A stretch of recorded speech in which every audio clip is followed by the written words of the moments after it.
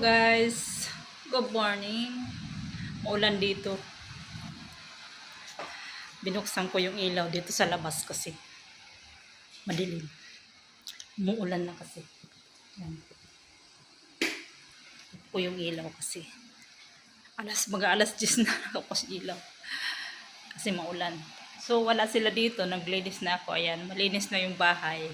Ready nang dumating sila. Kagabi pala, Diyos ko. Grabe yung sakit ng ulo ko kagabi. Po nga ako. 3 araw na yung ulo ko. Sobrang sakit. Grabe yung sakit. Wala pa naman sila dito. So, manghihina na ako sa sakit ng ulo. Ganyan kasi ako kapag sumasakit ang ulo. Ilang araw, tsaka kahit anong gamot ang inumin ko, hindi talaga siya matanggal. Nagpausok na ako.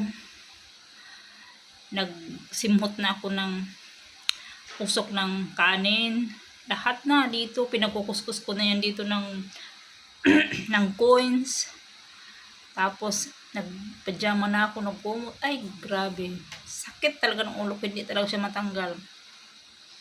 Tapos minom ako ng Anarex na yung para relax, tapos sasakit ang ulo. Diretso na yung sakit ng ulo. Ganun pa rin.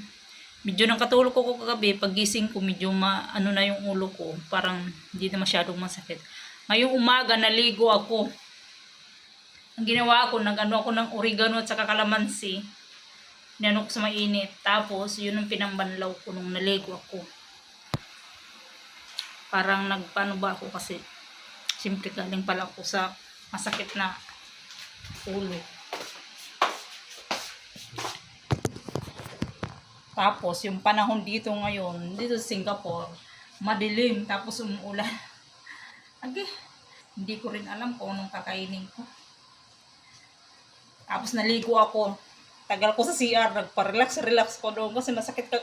Ilang araw na kasi masakit ang ulo ko. Irritating na talaga ako. Tapos, sinuka ko pa yung kinain kong noodles kahapon.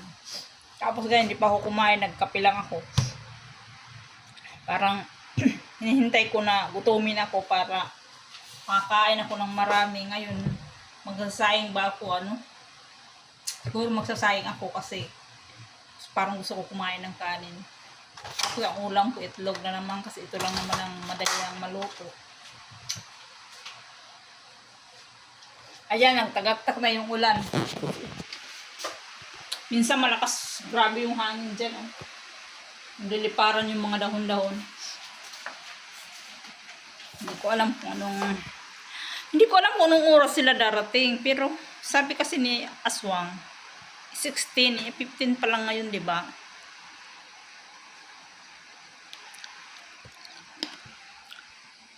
Pero nakahanda na yung bahay. Huwag kayong mag-alala, malinis. Malinis yan kasi kahit masakit ang ulo ko, naglilinis ako. Kasi ayoko nung pagdating nila marumi. Ay, hindi naman marumi dito sa bahay. Parang medyo kalat-kalat lang. Ayan, nalakas ang hangin, Ang ganda namang bulaklak guys, Papasok ko nga itong orchid kasi umuulan. Baka mabali yung bulaklak ba?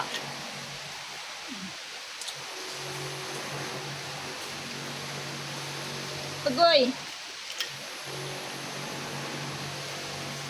Ayaw ko lumbas kung matutuluan na naman ako ng ulan. Sensitive masyado yung ulo ko. Kapag naambunan lang, sumasakit agad ang ulo ko. May tinanim pala ako dito guys na bawang to bawang. Tumubo na siya Tapos itong isa, onion. Madali lang tumubo yung onion Pipitasan ko nga ito, lalagay ko sa itlog, prituhin ko. Mamaya pipitasan ko yan. Tinanim ko yan, sinadya ko yan itanim dyan para titingnan ko kung ano yung itsura niya pag tumubo sila, kung maganda nga ba. Nakita ko lang ito sa Facebook. Kaya na yung ulan, natulo na, ayaw ko magpaambon.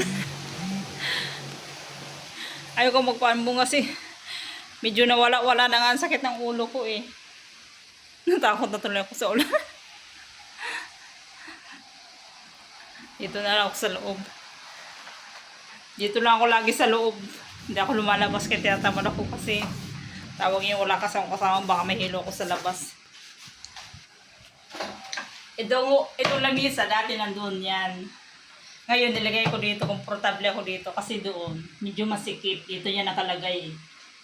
Kasi lagay ko dito sa may washing machine. Pag maglaba ko siguro atras ko yung lamisa. Tsaka maganda dito umupo pag magkain-kain ka. Walang magawa tulad ngayon. Wala akong ginagawa. Naglinis na rin naman ako. Ano bang gagawin ko? Diba? So yan lang guys sa akin update kay wala talaga akong video guys. Kaya tinataman ako mag-upload. Tinataman rin ako mag-video kasi sa mga pakiramdam ko. Ay. Ako na-stress ako sa mga nakikita ko sa Facebook ba. Scroll down. Puro mga araway yung nandyan sa nakikita ko. Ewan ko ba. Marites na rin. So yan lang guys sa aking video guys. Pasensya na kayo sa aking video dahil hindi ko alam.